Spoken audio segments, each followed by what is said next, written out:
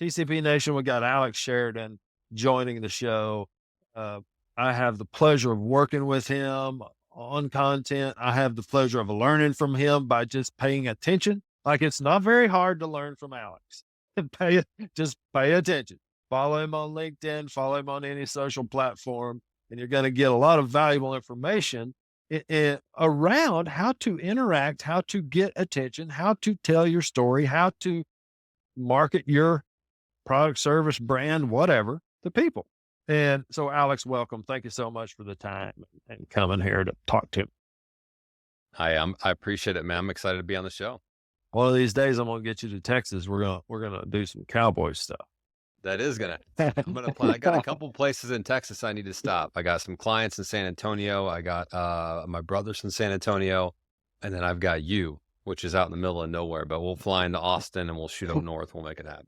Hey, and if the circumstances happen just right, I'll have my private pilot certificate by then. I'll just come pick you up. Say this middle of nowhere is not going to feel quite as much middle of nowhere. That would be sweet. That'd be sweet. I'd be down for that. All right. So what changed about the algorithm? Let's just get right to it. And then I got some questions for you, but that's a good place to start.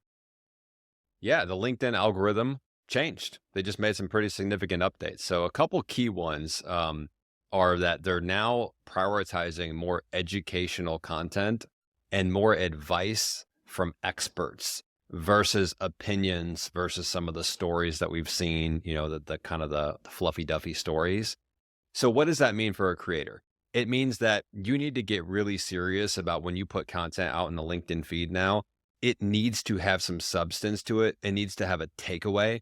There's something that the audience is going to need to say, okay, I didn't know that before. Now I do. Okay, I wasn't thinking about that before. Now I am. My perspective was this before, and now you've shifted it to where it's this. You've opened my eyes to a new idea.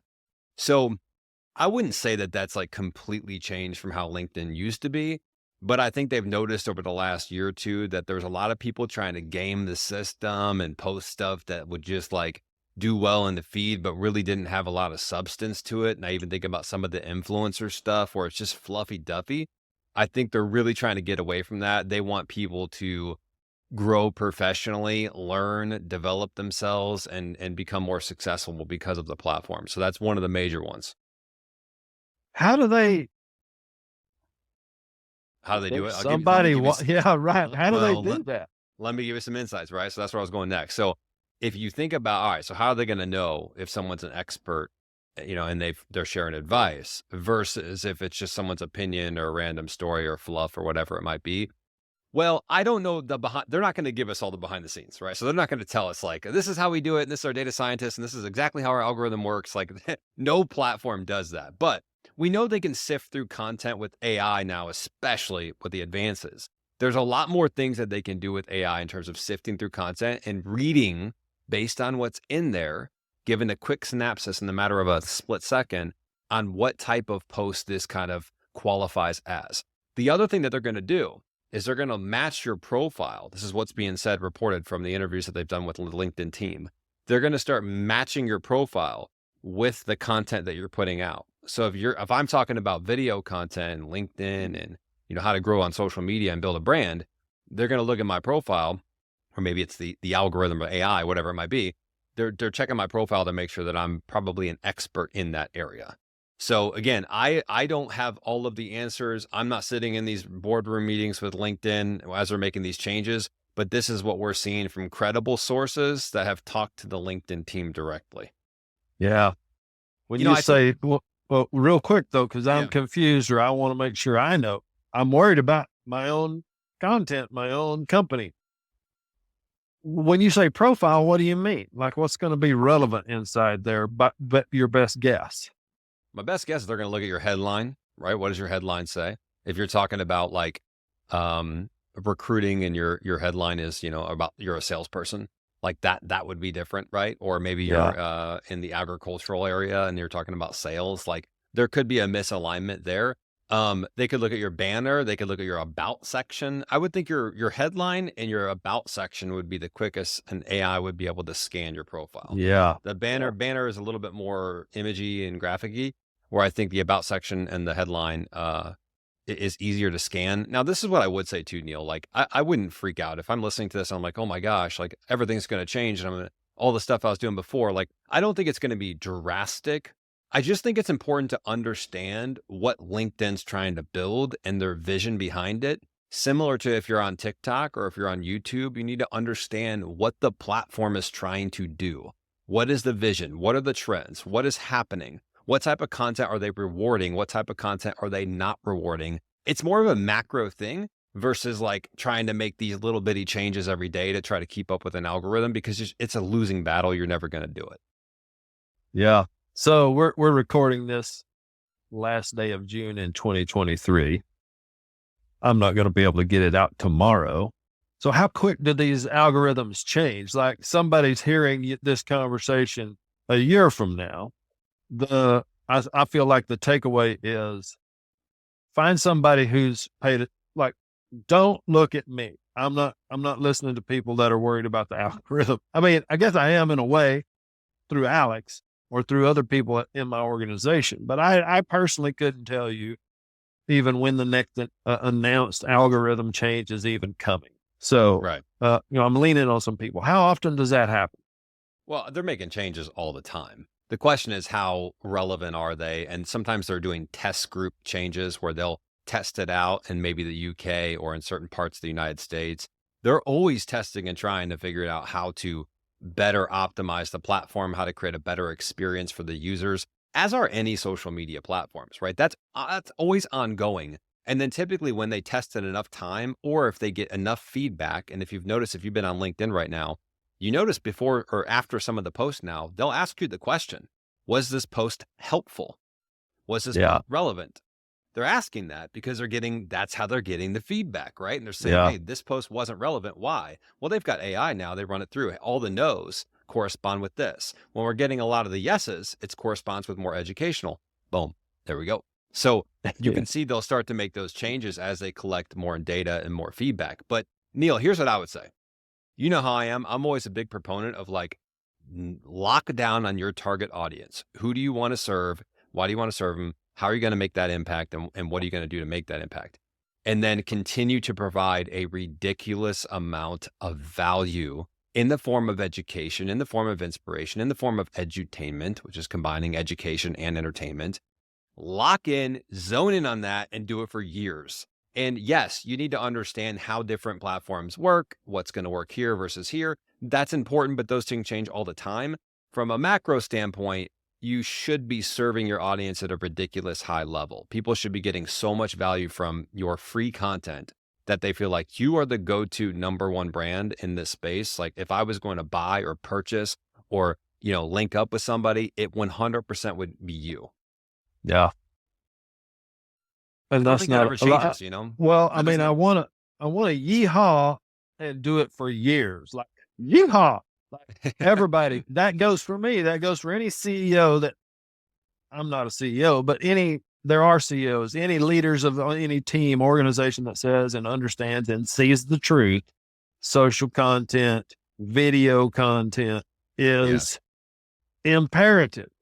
It's not optional. It's not, I wish we had the budget. It's not, I hope we can go ahead and still beat these other people if we don't do it. It's imperative to your success. So, and Neil, check this out. This will put it in perspective for the viewers, right?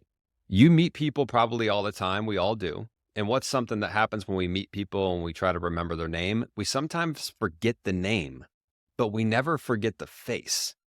Right? We may walk up to, and I'll tie this in the video here in a second, but we never walk up to someone and say, oh, I remember the name, but I can't picture the face. No, it's usually, I know that person. I just can't for the life of me remember their name. Well, that's how video content works. It's picture, it's graphic, it's in your face, it's memorable, it's emotional. You can see the person, you get a feel for their personality. And so that's how people remember it. That's how it sticks so much more than just a written post or a blog or a newsletter or something like that. Not to say that stuff isn't working and you shouldn't be doing it, but video is the next level. And I always tie it back to, don't overcomplicate it. The only thing video content is doing is building trust with your audience. It's building credibility with your audience. It's building likability with your audience. So that has not changed for thousands and thousands of years. We've always had to build trust. We've always had to build credibility, and we always will have to. It's just the mediums have changed. We didn't Yeah. have social media 10, 15, 20 years ago. We didn't have video content available to us like we can create now in 2023 and beyond. So the mediums do change, but at the end of the day, we're trying to build trust, credibility, likability, and we're trying to be as memorable as possible. So even if people do forget our name, they'll never forget our face, our brand, and how we made them feel. Yeah. Oh, there's so much good there. A thing that I learned is you are, I am, your company is memorable. It's not like a thing you have to try really hard to be. You already are that. Now the trick is answering the questions Alex asked. Who cares? Why do they care? How are you going to tell them the things they care about? What are you going to do to make sure that's awesome? But it can feel overwhelming. I've felt overwhelmed before. Like I've got to get memorable. Well, holy crap! How's that going to happen? I barely get along each day just doing what I do. That you already are. You already are. Yeah. Now you just Well, have to put some of that on video. exactly, Neil. And it's like this, right? I talk to a lot of companies, a lot of B2B companies, some B2C companies too. And one of the things when we first get on calls, what I'm trying to do is evaluate what is this company really about? What is their brand? How are they unique? How are they memorable? And typically, like to your point, every company has that, right? You guys are very unique in a lot of different ways. But then when I talk to that company, I maybe go to their website or I go to look at their content or their videos. I don't see that, right? So it's like there's a misalignment between what you're telling me you are and what you stand for and the audience that you want to serve. There's a misalignment between that and then the content that's actually being put on the website, on the YouTube, on the Instagram, on the TikTok, on the LinkedIn. So it's about getting people in alignment. And I'll give you a quick example. I was talking to a company. Well, I started working with a company maybe a month and a half, 2 months ago now. We were on the discovery call and they're like, we're so different than every other company. We get bucketed as a commodity. We're about the same prices. The services are similar, but we're so different because we're employee owned and we've got these other unique aspects that create a lot of value for our customers and our internal employees. And then we go to the website, Neil, and it's corporate. There's nothing about them being unique. There's nothing about how they're employee owned, or there's a little bit, but not much, right? Is not differentiating them from all these other options that the customer has. So immediately it's like, well, let's start there. And then let's build out the content strategy to reflect that. Yeah, it's so true. I mean, it was true for me. I can speak about a lot of this so firsthand because I feel like that's just some of this stuff is just really true for me. Even actually, right now in my brain, I looked at my camera and I thought, is this a good camera angle? Have I left a little space above my head? Have I done the things? It's like funny how all of that stuff makes so much sense. Yeah. Uh, Tell me this. You're an expert. I know that. Maybe listeners don't.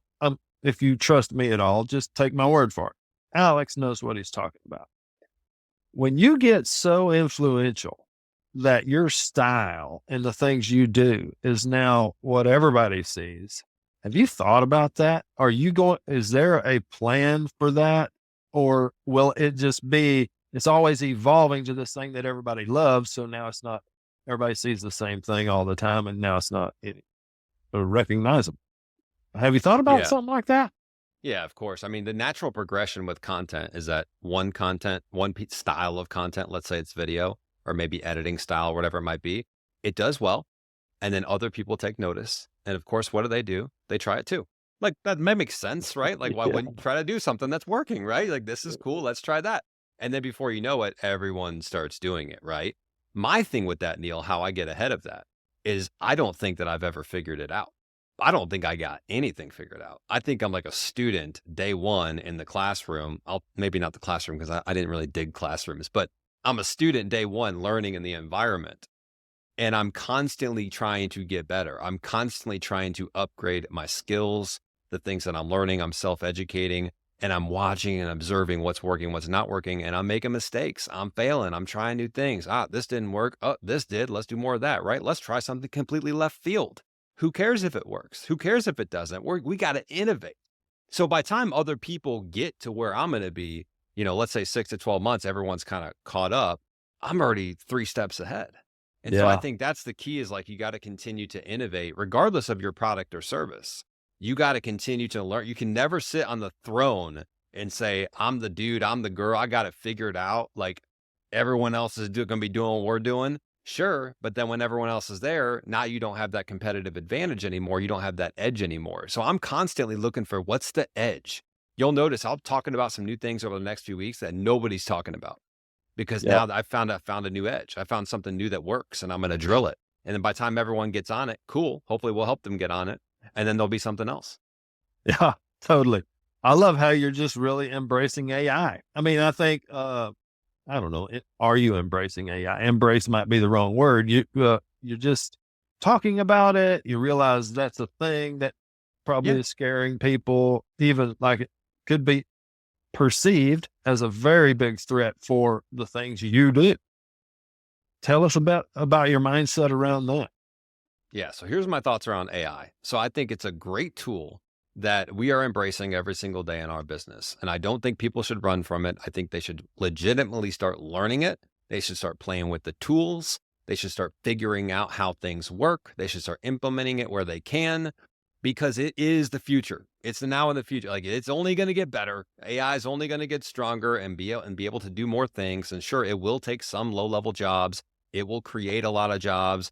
It will force human beings to be more creative and use those tools to the best they can. On the flip side, Neil, it's not going to replace, in most cases, the human being. So what I see a lot of people doing right now is they're over leveraging AI. Like, they'll be like, create me a LinkedIn post on this, this, and this. And it's like, oh, here's the post. Or they'll transcribe something, plug it in ChatGPT with weak context or weak prompts. They don't quality check it. It's like, here's the post. It's not going to work, right? It's, at this point in time, it's probably not going to work. What we use it for is something like this. This is a great application of AI. So we do our long form YouTube video every single week that we put in our content library. To go along with that, we want a blog, newsletter, things of that nature in written form. So we transcribe the long form YouTube video. We got this nice transcription now. Maybe the video is 10 minutes long. Then I'm going to take that transcription and I'm going to plug it into ChatGPT, because I don't want to go through 10 minutes of transcription. That's a lot, right? But I can use AI now to simplify, to build a foundation for a blog post, a foundation for a newsletter. And I'll give it about a paragraph worth of prompts.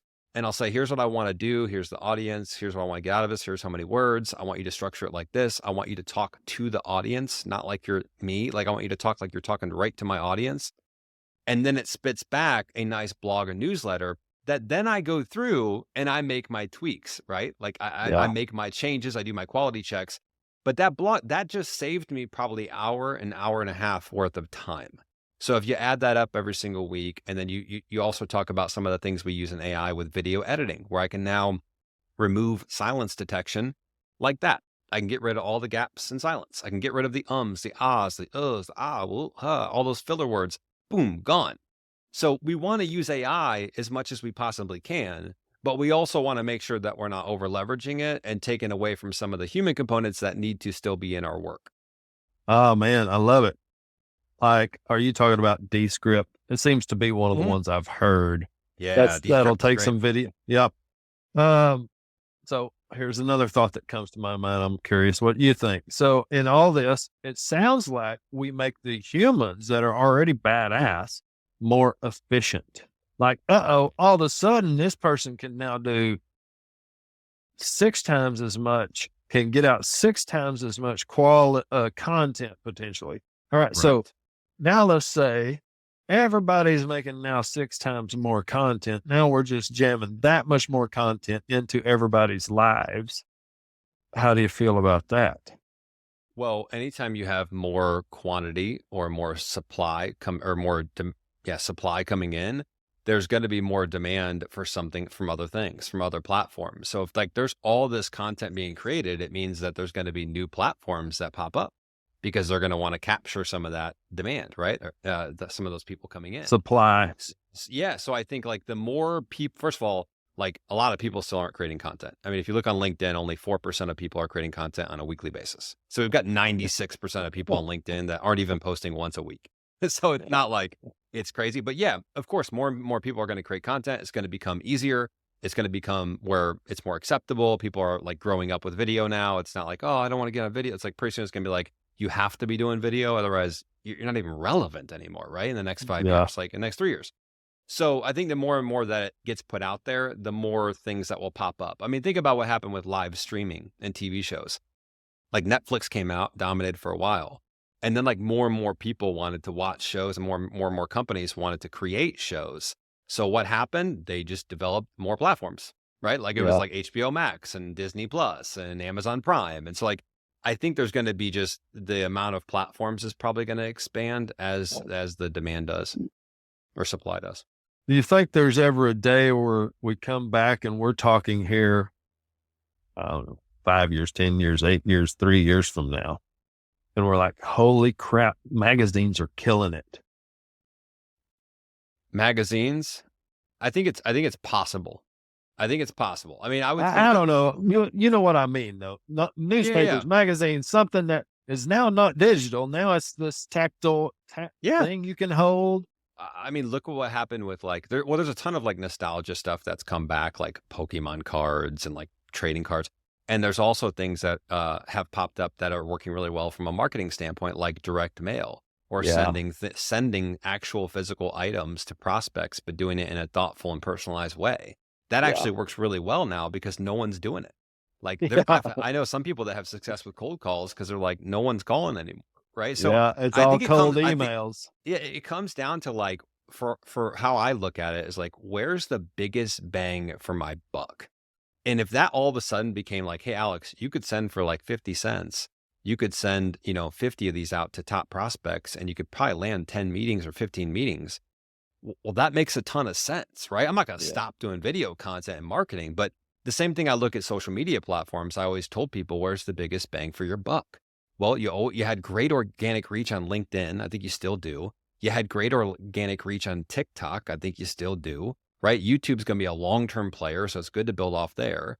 And then there was platforms that were kind of dying or on the way out, or the organic reach wasn't there because it's more pay to play, like a Facebook and an Instagram. So it's like, do you really want to leverage a lot of time, effort, and energy and money to those when there's something else that's just like a better bang for your buck?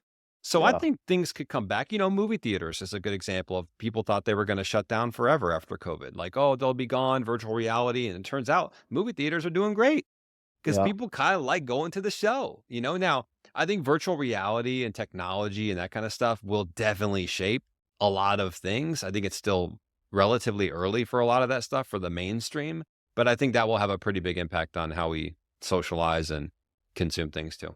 Yeah. I think it holds us accountable to the truth that you're talking about. Find the biggest bang for your buck. Yeah. And don't eliminate anything from that potential. It Right. could be the new thing that comes up, could be a very old thing that just nobody uses anymore. Oh, that's great business advice. The problem is people get too involved in one thing that has always worked, and then they don't make the change because like that was their thing, that was their baby. Meanwhile, there's other things right now like LinkedIn and video and a ton of other things that are absolutely crushing and people are winning off of. But because certain people are stuck from what worked 10 years ago, they're not making the change. So to me, it's like, don't get too wrapped up in what is the medium. Like we talked about before, the mediums are going to change, Yeah. but your mentality and how you speak and communicate and bring value to your audience, that's what stays the same. Yeah. I love it. All right. We're going to divert a little bit. I don't know. It might not be a diversion.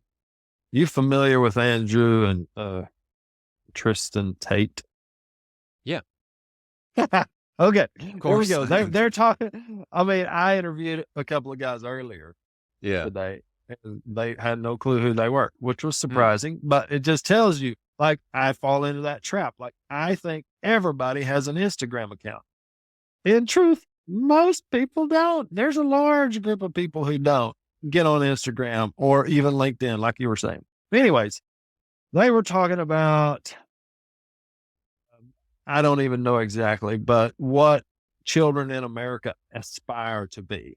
And it was on a podcast with a guy named Patrick Bet David. You might be familiar with him too. Yeah. He's an interesting guy I like to watch.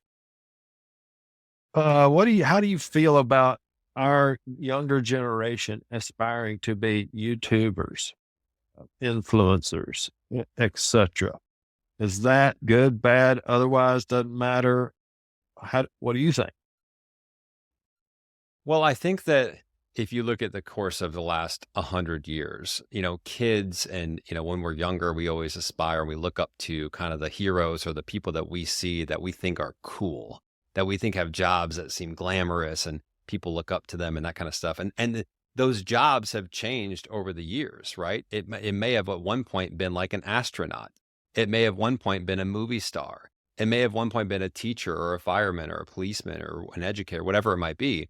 And now I think we're in this digital age, this social media age, where a lot of kids are getting exposed to YouTube and video, right? Like at a very young age. So they naturally are going to look at the people that are doing really well and they're being entertained by, and they're saying, I'd like to be that. That would be cool, right? Yeah. Now, I think that it's a reflection of their environment, parenting, what they're growing up with. Like, I think there's a lot of things at play there. I also say that, entrepreneurship, even, this, Neil, even 10 years ago, 15, 20, when I was a kid, nobody talked about entrepreneurship. Like Yeah. I couldn't have named one cool business person that there was out there. And now there's men and women that like are role models for kids, and they're crushing it, and they're growing businesses, and they're executives, and they're CEOs, and there's all types of different levels to it. But so I think there's going to be some things that we're kind of like cringe towards. We're like, I think people hear that nowadays, and I think they're like, a YouTuber, really? I think that people don't understand what it would take to become a very successful high level YouTuber. Like, I think kids in general, they don't understand, and maybe even people out, maybe even certain adults, they don't understand what it would take to get to that level, right? It's like, oh, just make some videos. It's like, you got to be willing to put in years Yeah, worth of right. videos and just get better and better and better and be like top of your craft. So Yeah. it's the same way if I looked and I said, I want to be a professional athlete. Okay, but very small percentage of people actually accomplish that. And you're going to have to dedicate your entire life and sacrifice a lot. So it's always that game, right? I think things will change. Right now, entrepreneurship's cool, YouTubers are cool, videos cool, all this stuff. But there will be things that change. And I think we need to do a good job in the school systems, I think, of really educating our kids on what the different routes are, what the options are, how to kind of match up your natural abilities and what you love with that. Because I also think there's a whole blue collar situation that we don't ever talk about too. Like, there's a lot of other really cool jobs that don't get maybe the limelight, but that people need to expose themselves to or get exposed to, so they know. Oh yeah. I mean, Mike Rowe's dirty job should be required watching for our young generation. Here's the piece of the puzzle that I want to feather in here. How much do you trust or believe that other countries have different algorithms showing different things to their youth than America? Well, we pretty much know that's true for China, right? So they basically came out and said, ByteDance is the parent company and they own TikTok. And then they have, I cannot think of the name of the company, but it's China's TikTok. It's China's version of TikTok. And they've basically said, and it's pretty well known, you can Google it, but their algorithms are different and they're basically shown different types of content. Now, one might say, well, man, they're going to show all the scientist type content, educational content. They're going to make all their kids really smart. And here America is like consuming dance videos and like, silly stuff that's just like a sports highlight, like stuff that's not really adding a ton of value to our youth. But I also say, though, that isn't that part of the freedom that we have in this country? I mean, isn't that a part that we can't say, well, just because there's this one platform now providing, certain content that people want to consume, we've got to shut that down. Don't we have to do a better job of saying, this stuff's coming and we believe in freedom and we want to keep that option out there. But how do we do a better job in the educational system or with parents, of making sure that we're well-rounding our children, so they're not just seeing one thing and they're relying on their news or their information from one social media platform. So I think there's like a double-edged sword to it, I think. 100%. I mean, parenting is hard. I mean, it's It is. life is hard. Like, if you think you're going to get out without having struggle, sacrifice, painful moments, I'm sorry, wake up. That Yeah, ain't how it exactly. works. Exactly. I personally babysit my kids with a phone occasionally. Well, more than I wish I would. I don't know if occasionally is even fair. I am walking through the house every so often screaming, get off the phones.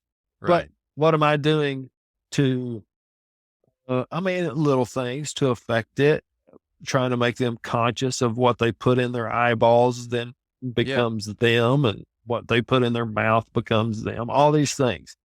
Parenting and school system.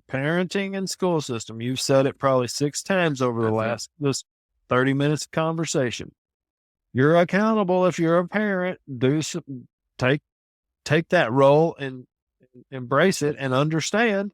If you want your kid to think about being an astronaut, not a YouTube, well, let's display for them some characteristics that make an astronaut impressive. S- Exactly. And I'll say this too, to veer off a little bit, but kind of stay on the same topic. Like how I look at it with my kids, because I have two, young daughters, Neil, and the way I look at it is like, look, YouTube's going to be around. They're going to get exposed to stuff. They're going to be around kids at school. My thing is like, am I teaching them the important lessons of life? And I heard this saying. I think your audience will appreciate this. Lessons from parents to kids aren't just taught; they're caught. Meaning Yeah, I love they it. don't I love it. they don't just hear things, they catch them by seeing things. So our parents probably taught us things that they didn't maybe necessarily tell us every day, but Yeah. that we watched and we observed. Just like our kids, my kids are watching me build my dream. They're watching me be an involved parent. They're watching me, kiss on love on them. I'm teaching them things about how to interact and how to, build something and how to go for what you want and how to persevere. All that's being taught, but it's also being caught.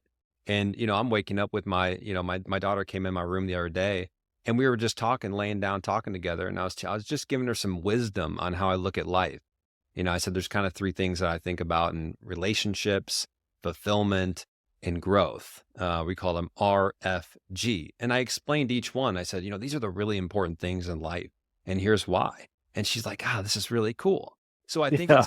it's on parents, it's on school systems, it's on educators, it's on mentors. We all got to step up and do our part because the whole social media video, I mean, that stuff's not going anywhere. Yeah. Adults love it, use it just as much, if not more than kids. So it's like Sure. we have to figure out ways to like continue to build amazing people in this country and outside of this country too. But we got to think about how we're making the impact as things continue to evolve.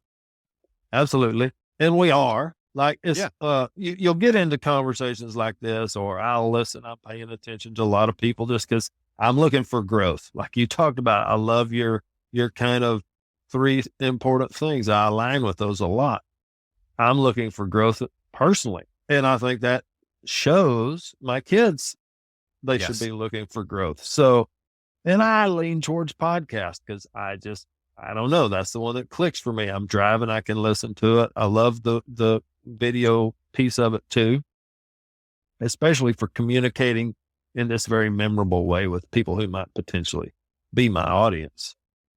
Um, I don't even know where I was going with that. Can you guess? I Well, think it I was think, just to tell people it's important to be thinking about those things, displaying them to your kids. And yeah, for sure, man. That's something I'm really passionate about. Is raising good people, yep, raising good yep. people. Oh, I remember what it was. We are doing it. Like you get in these conversations and it might feel like we all think it's just doom and gloom.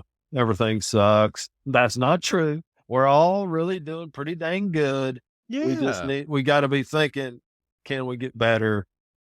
Are we really at the level we want to be? And in most situations, and in truth, no, you're never going to be where you want to be if you challenge yourself a little bit.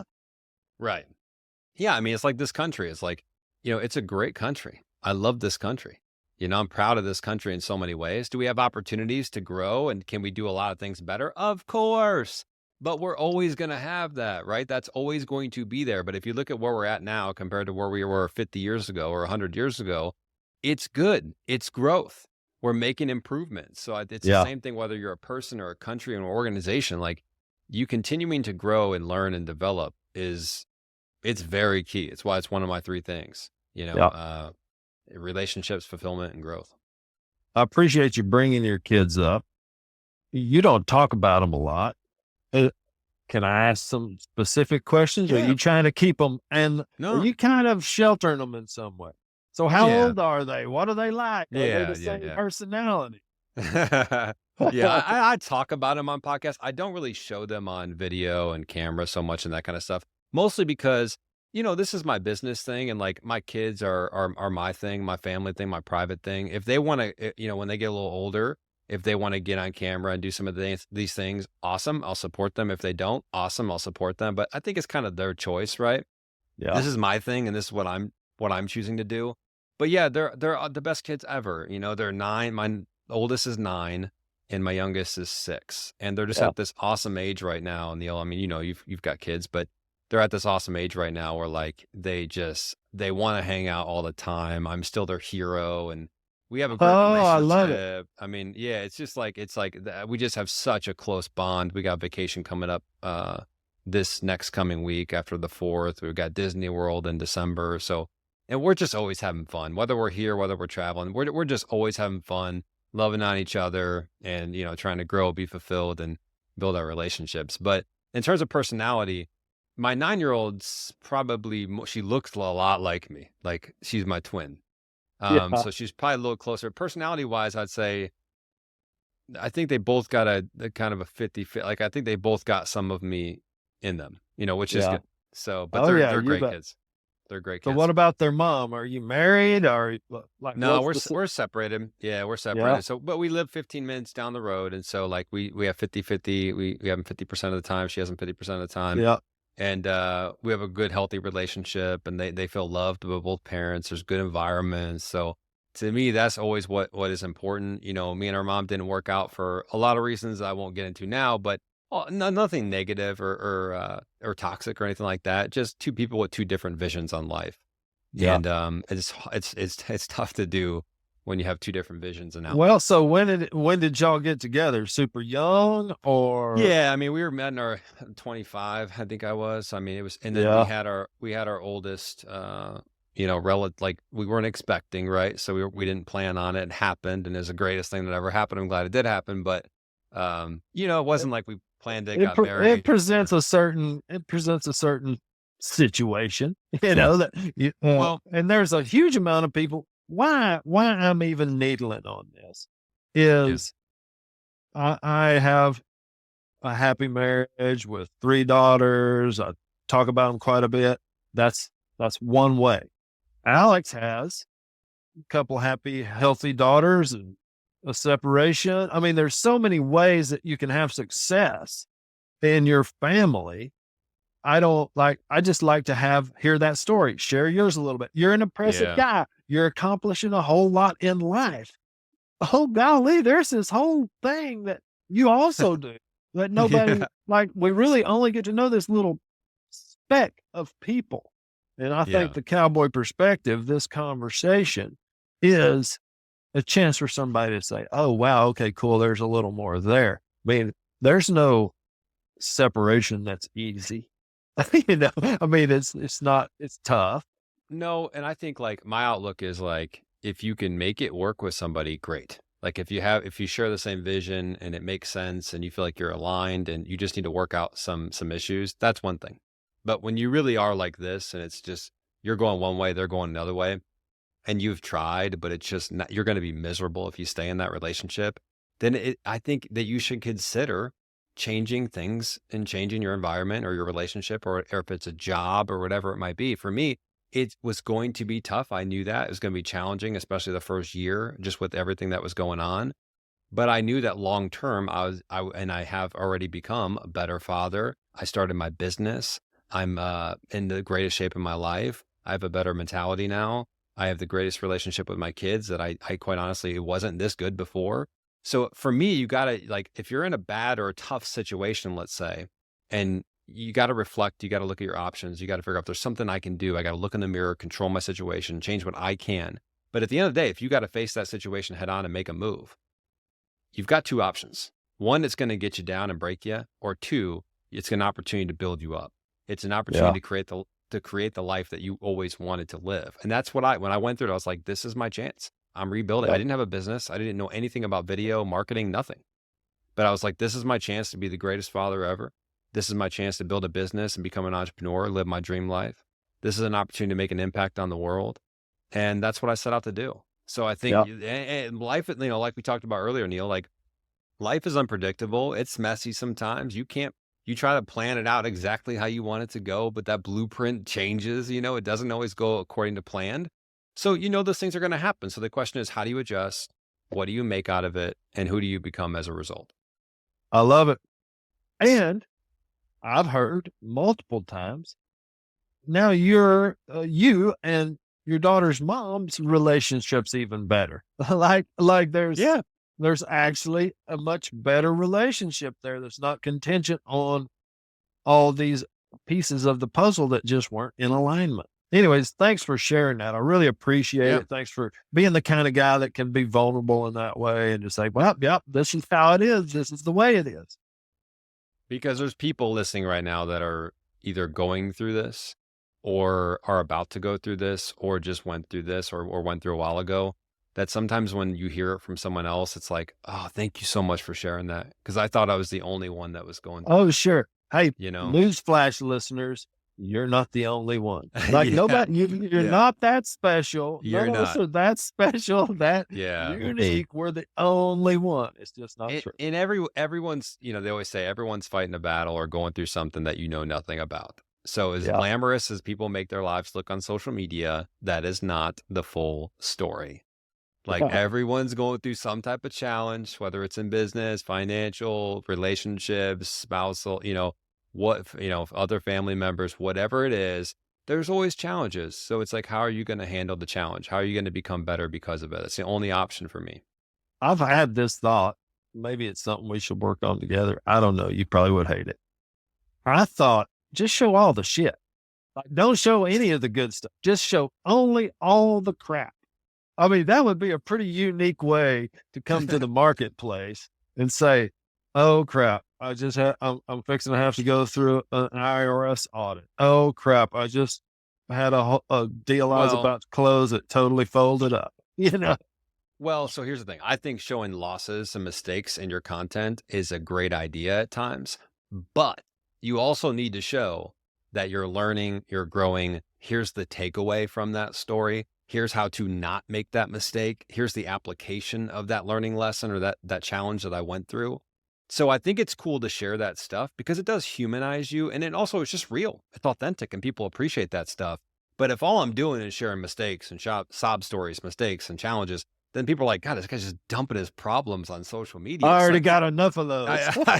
I think you need to be selective with which ones you share, but I also think you need to really think intentionally about, if I'm going to share this, like, what is the takeaway? What is my message? What is the value for the consumer? You said, which it aligns with one of the things I wanted to just touch on. You didn't know anything. Like, you started your business, you didn't know anything about video. I have a hard time believing that in today's world. Like, when you say anything, I feel like you just mean, I wasn't really good. I knew how to take a video, but I didn't know much specific stuff. Did you have a mentor or somebody that helped you along the way, or did you just have to build it by yourself? Well, when I say I didn't know anything about video, I mean, of course I knew how to pull up my phone and hit record. I knew how to do that. But to me, that anyone can do that, right? To me, when I mean knowing video is, I mean how to craft a compelling message, how to hook an audience in, how to tailor it to a certain platform, how to build a strategy around it. Those are things I didn't. Those are things I did not know, right? And it's a lot more. There's a lot more to it than just like hit record and post. I know. But I wanted you to say that. I'm so glad you put it just that way, because people listening, like, what, you don't know anything about stuff, and you still might think you do, and you just don't. Well, the thing with social media is everyone thinks they're an expert because they have a profile, right? So it's like, oh, I have a profile. Like, I know some things. So I've got 1,000 followers. Like, It's like, yeah, but have you grown companies and brands and helped people win customers and deals and things like that because of content, right? Because of the Right. strategy you put together. So, but I think, did I have a mentor? That was your other question. Yes. Yes. Not from a video standpoint, not from a marketing standpoint. I really did learn from trial and error. And like part of me wishes I would have had somebody, I would have just paid for it even because I would have just cut through a lot of the mistakes that I made. But I did have, people here and there that came in my life from a business standpoint that either helped corrected me to stay on my path or helped me see things that I didn't see as a new entrepreneur. So I Yeah. think it's important to surround yourself with, whether it's coaches or mentors or friends, that they're either going places that you're going, they've been there before. You need to surround yourself with really high quality people, and not just in business, Neil. I'm talking like a good character. Like, I don't Sure. want the Well, successful business person that comes home and is like not a good father. I right. want both. I want the person that's crushing it at both. Well, I mean, I've got the Tate brothers on the brain just because I've been paying attention to them, but they'll say similar stuff. And I like it. I mean, I don't like everything about probably anybody, but there's good stuff in everybody.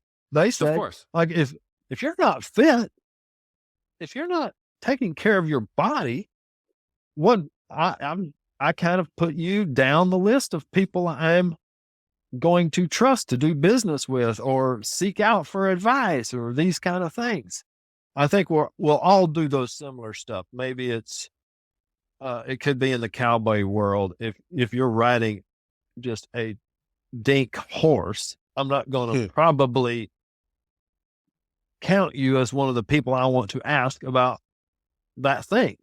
Right, right. Well, to me, I think, for me personally, I want to take care of my body. I teach my family to take care of their body because it's your temple. From a mental standpoint, it's very important, but also from a physical standpoint, it's important too. And to me, like, if you're in shape, that means you're disciplined. That means you work hard. That means you're committed. I mean, and that extends to however long we want to extend it. There could be other areas where you're not that. But to me, that shows me from a first glance, this person's probably like, they have some discipline. They have some Yeah. level of commitment because they're doing what it's required to keep in shape, be healthy for them, their family, their long-term goals and visions. I think that's important. I think that for some reason in this country, we've gotten to a place where we can't address things like, this country is overweight. And Yeah. and we can talk about a million other things, but we fail to talk about that some of the most important things is that this country's overweight. Look at our food options, they're crap. It's kind of hard, or it's harder to eat like organic and super fresh foods because of all the processed stuff that's out there. I know you love this stuff, like you're on board Yeah. with that, but You're on my boat now. yeah, man, why can't we talk about it? Why can't we have a leader in this country say, hey guys, we're not healthy. And you know what? We're going to get out of this. It's okay. But we're going to make this a priority, right? Yeah. Like if the vaccine and some of these other stuff were a priority, why is our day-to-day health and some of the things that we could physically do and change in our school systems and the food we provide and the tax write-offs and benefits that we do for these companies, we can make big time changes that would improve the health of our entire population dramatically, which would also improve our health system dramatically, because we don't have so many overweight folks that aren't healthy and aren't taking care of their bodies, that are bloating this healthcare system. There's so many awesome things we could do. There's so many opportunities, yet it's just like, oh, we don't want to talk about that. We can't talk about that. Oh, It's well, it's crazy. hard, Alex. Nobody wants to be told you're fat. You're lazy. Get up, get off, do some stuff. Oh no, we're going to tolerate everything. Everybody is perfectly fine. We just love them exactly how they are. Yeah. And I'm saying this in a monotone voice and a little bit sarcastic way. It doesn't mean that I don't love people. I can find a thing to love in everybody.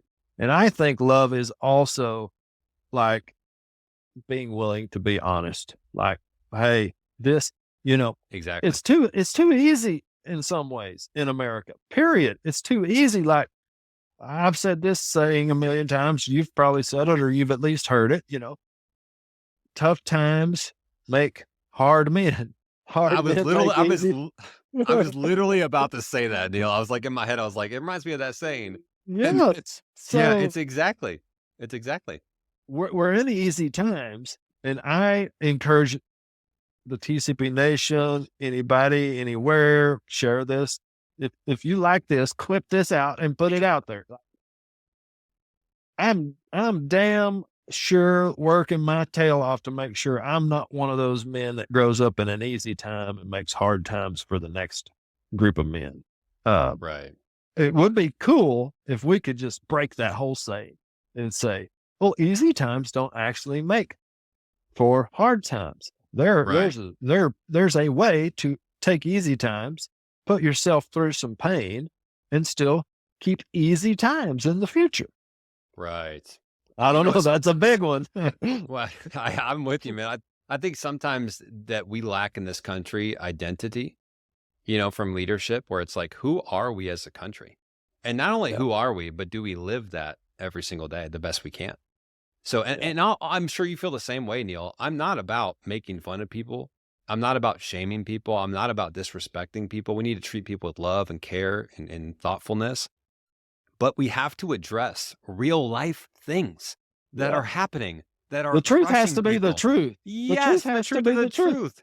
Yes. Yeah. How do we grow if we can't even talk about things that are happening that we need to take care of? I mean, I mean, the only reason we're here today is because we address the truths. Yeah. So, like, we can't dance around this stuff. We got to say, hey, guys, we're tough. Like, we're trying to grow. We're trying to better our people. If we're going to do that, we can't pretend that we're in fairyland and nothing bad exists. We got to say, hey, let's thoughtfully address this. Let's take care of our people. Let's see if we can give them a better opportunity. It's not Yeah. about secluding people. It's not about pushing people out. It's about bringing people in. How can we help you? How can we serve you? But we don't Yeah. have that. Well, man, that was a good 2 minutes of conversation. Yeah, That I could mean, be a if you, whole podcast episode. that's right.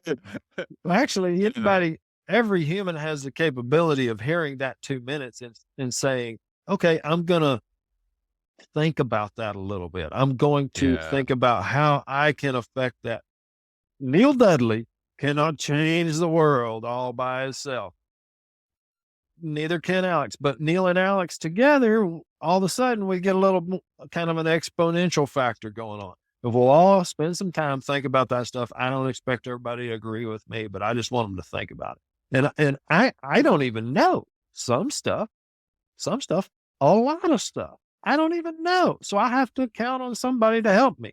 Real quick, before you say anything else, when we're talking about those mentors, like if you just had somebody that you've never, that you might not have ever said, hey, thanks, you really helped me. And I don't care if it was because you watched their content, they went and had coffee with you every morning and told you about business. Is there a name? Because sometimes that name, well, it's your chance to tell them thank you. And then it's somebody that I can pay attention to. Well, there is some, like when I think about the first person there's several people along my journey, but one of the people that really made an impact on me very early on, before I even won my first customer in my business, was Nick Rayburn. And I've told Right? him this many times.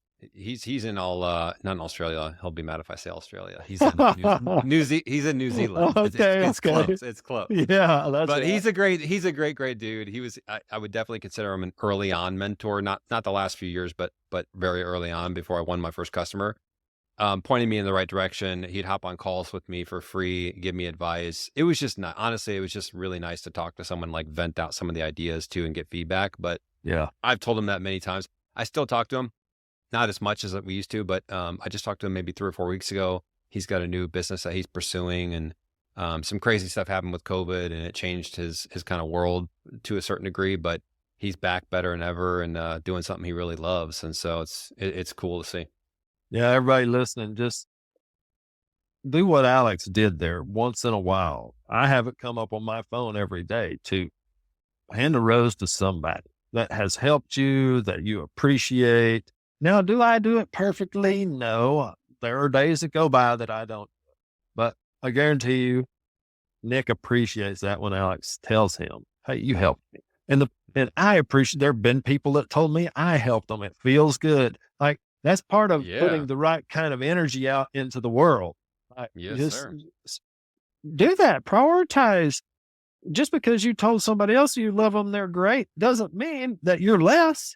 All it's just, it's a good win-win exchange. That's right. That's right. Okay. Let's see.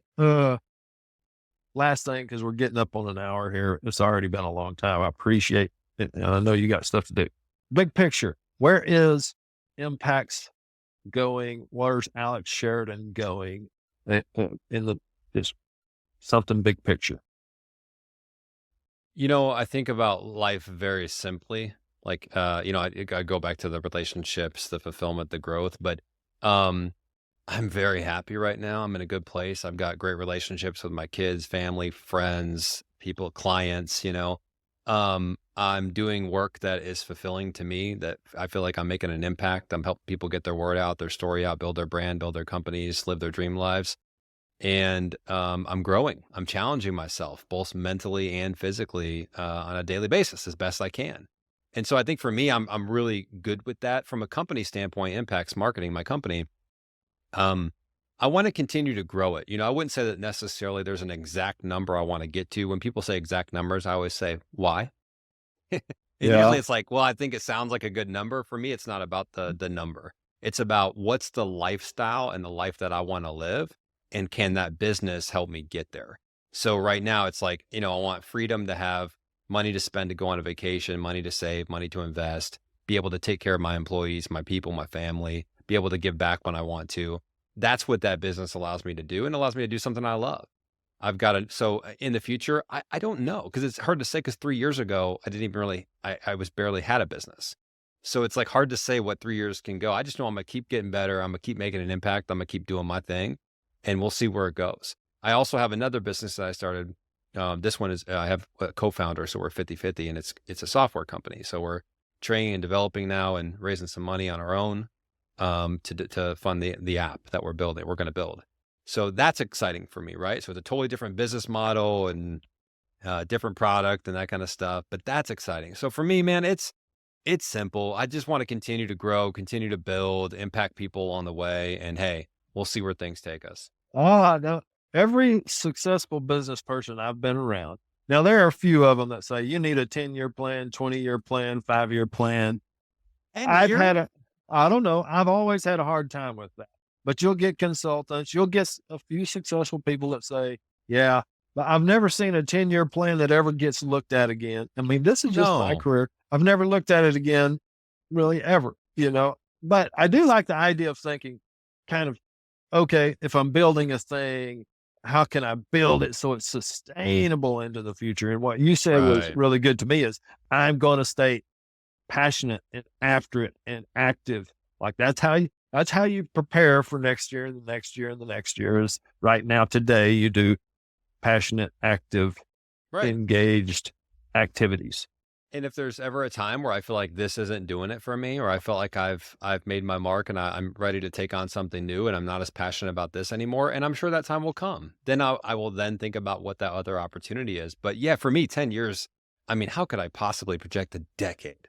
I mean, dude, the world is going to be a totally different. I mean, that's just too far in advance. It's too far. Like, to me, if you're growing and learning and constantly improving, there's no way to predict 10 years from now. To me, it's like, what is the lifestyle?